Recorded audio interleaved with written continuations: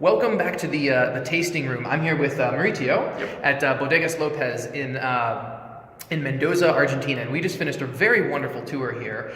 This is an industrial winemaking complex. You'll see on some of the pictures that I'm going to post onto Instagram that they make how much wine here?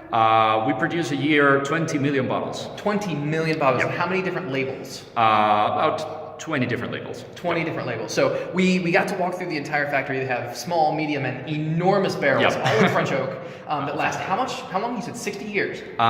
60 years at minimum, but with the correct maintenance process, more than 100 years. Okay. Yeah. So I got to tell you, it was like walking into an episode of How It's Made. They're just cranking out bottles. So now the yeast that you're using on the grapes, you said it's all naturally occurring yeast. It's all natural yeast. We don't have to add or reinforce the year so far. Okay, and the sugar? The sugar is completely natural as well, at least for the common types of wine and not the sparkling wine sometimes that you have to add commercial sugar. Sure. But for the rest, it's all sugar from the grape, natural. Excellent. Yep. So where do you get all of your grapes from? Depending on the requirements of altitude and latitude of each type of grape, we grow them in Maipú in this district, 10 minutes away from here, also in Luján de Cuyo in Ucayali Valley, but it changes depending on the winery.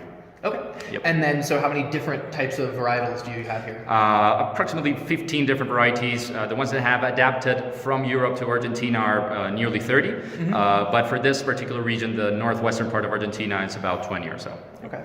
So we ended the tour with a bit of a tasting, of course. Yep. Now, this is a 2014 Malbec. It is. Yep. Now, when I tasted this, the first thing that came to mind is, I'm tasting, or I'm smelling rather, prunes, dark dried fruit. Yep. But it's not like that purple red that you were talking about. Exactly. This is not like a typical Malbec. No, it's not a typical winemaking style from Argentina, at least, from the new products that you might find around the world.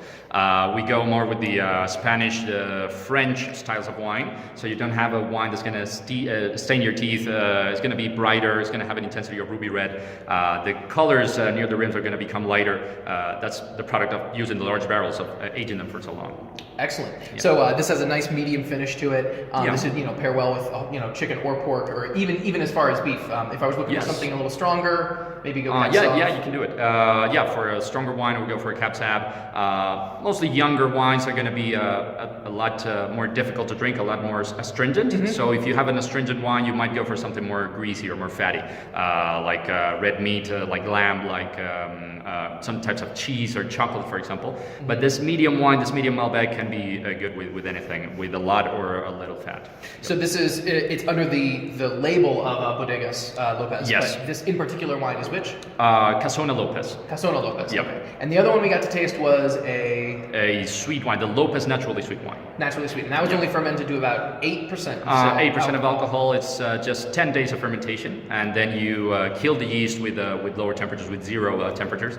So you stop the fermentation, and you develop less alcohol, and you leave more residual sugar. And let me tell you, if you're an intro to wine drinker and you want something that's nice and sweet and almost too dangerous to drink, go with that one. So, of course, thank you so much. It's been a wonderful time. Thank you for coming. Like, follow, subscribe, and come down and try some amazing wine. See ya. See ya.